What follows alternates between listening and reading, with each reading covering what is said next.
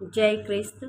ಇಬ್ರಿಯರಿಗೆ 3ನೇ ಸಂಧಿ 7ನೇ ವಚನದಿಂದ 4ನೇ ಸಂಧಿ 13ನೇ ವಚನದವರೆಗೆ.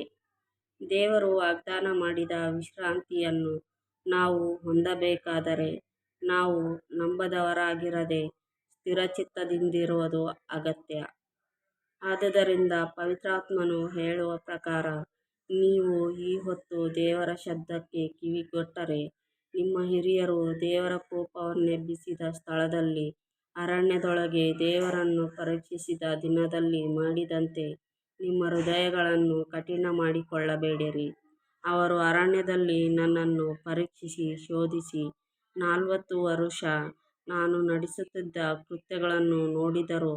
ಆದದರಿಂದ ನಾನು ಆ ಸಂತತಿಯವರ ಮೇಲೆ ಬಹಳವಾಗಿ ಕೋಪಿಸಿಕೊಂಡು, ಅವರು ಯಾವಾಗಲೂ ಹೃದಯದಲ್ಲಿ ತಪ್ಪಿಹೋಗುವರು ಎಂದು ಹೇಳಿದೆನು. ಆದರೆ ಅವರು ನನ್ನ ಮಾರ್ಗವನ್ನು ತಿಳುಕೊಳ್ಳಲಿಲ್ಲ. ಹೀಗಿರಲು ಇವರು ನನ್ನ ವಿಶ್ರಾಂತಿಯಲ್ಲಿ ಸೇರುವುದೇ ಇಲ್ಲವೆಂದು ಕೋಪಗೊಂಡು ಪ್ರಮಾಣ ಮಾಡಿದೆನು. ಸಹೋದರರೇ, ನೋಡಿಕೊಳ್ಳಿರಿ, ಜೀವಸ್ವರೂಪನಾದ ದೇವರನ್ನು ಬಿಟ್ಟುಹೋಗುವ ಅಪನಂಬಿಕೆಯುಳ್ಳ ಕೆಟ್ಟ ಹೃದಯವು ನಿಮ್ಮೊಳಗೆ ಯಾವನಲ್ಲಿಯೂ ಇರಬಾರದು. ನಿಮ್ಮಲ್ಲಿ ಒಬ್ಬರಾದರೂ ಪಾಪದಿಂದ ಮೋಸಹೋಗಿ ಕಠಿಣರಾಗದಂತೆ ಈ ಹೊತ್ತು ಎಂಬ ಕಾಲವು ಇರುವ ತನಕ ಪ್ರತಿನಿತ್ಯವೂ ಒಬ್ಬರನ್ನೊಬ್ಬರು ಎಚ್ಚರಿಸಿರಿ. ಮೊದಲಿಂದಿರುವ ಭರವಸೆಯನ್ನು ಅಂತ್ಯದವರೆಗೂ ದೃಢವಾಗಿ ಹಿಡಿದುಕೊಳ್ಳುವ ಪಕ್ಷಕ್ಕೆ ಕ್ರಿಸ್ತನಲ್ಲಿ ಪಾಲುಗಾರರಾಗಿದ್ದೇವಲ್ಲ.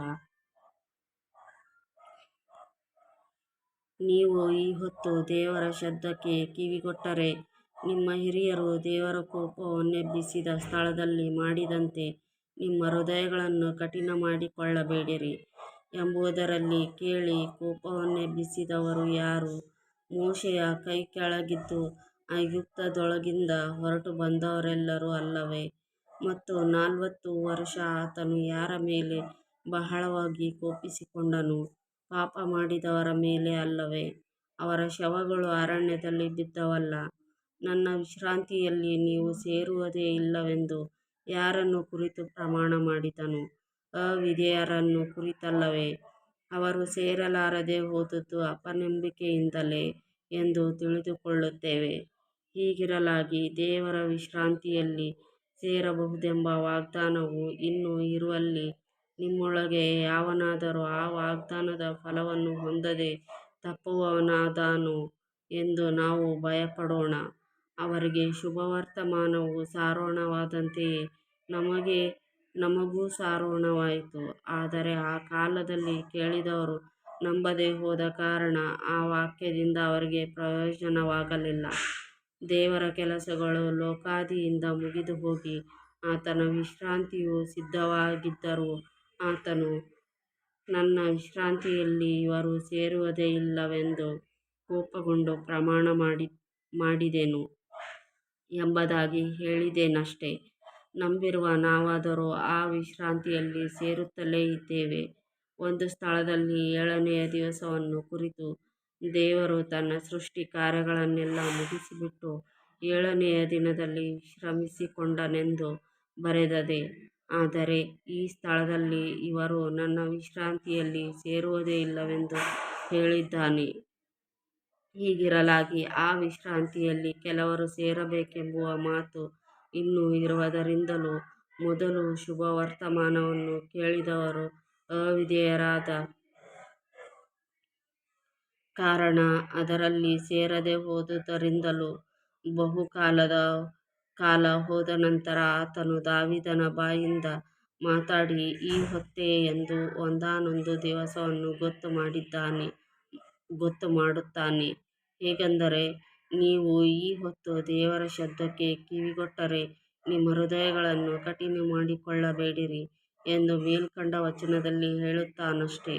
ಯೆಹೋಶುವನು ಅವರನ್ನು ಆ ವಿಶ್ರಾಂತಿಯಲ್ಲಿ ಸೇರಿಸಿದ್ದಾದರೆ ತರುವಾಯ ಮತ್ತೊಂದು ದಿವಸವನ್ನು ಕುರಿತು ಹೇಳೋಣವಾಗುತ್ತಿರಲಿಲ್ಲ. ಆದದರಿಂದ ದೇವರ ಜನರು ಅನುಭವಿಸುವುದಕ್ಕಿರುವ ಸಬ್ಬತೆಂಬ ವಿಶ್ರಾಂತಿಯು ಇನ್ನೂ ಉಂಟು.